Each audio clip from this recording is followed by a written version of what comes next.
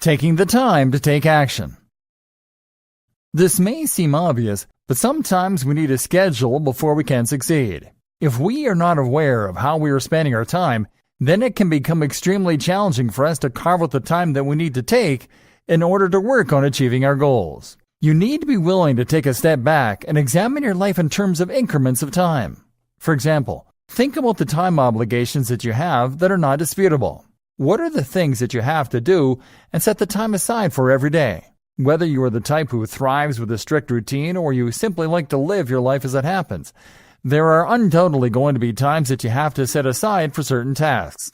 Grocery shopping, going to work, cooking, sleeping, and things like that are all indisputable ways that you are obligated to spend your time. Take these into consideration and give it your best guess as to how much time you spend per day on those things. Come up with more if you have to.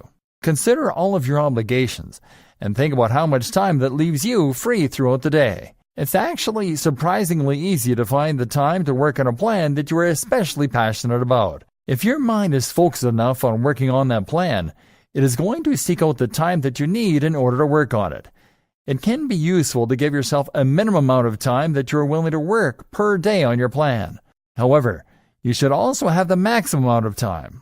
It can be dangerous and time-consuming to get so absorbed with one goal. Becoming single-minded can often lead to success, but not if you are sacrificing too much along the way. There is a delicate balance to these things, and this will be discussed more in depth later on in the training. Once you know how much free time you have during your day, think about what you can do to work on your goal in that amount of time.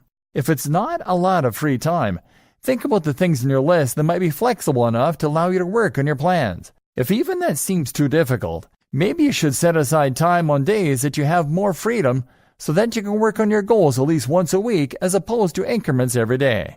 The trick here is to find something that actually works for you, and you alone, that will help you to remain motivated to succeed.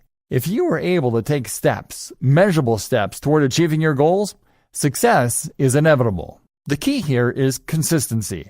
Even if you are not working on your plans daily, as long as you are constantly making progress as opposed to getting discouraged or distracted and not working on your goal at all, you will succeed. The fastest way to failure is to not even try.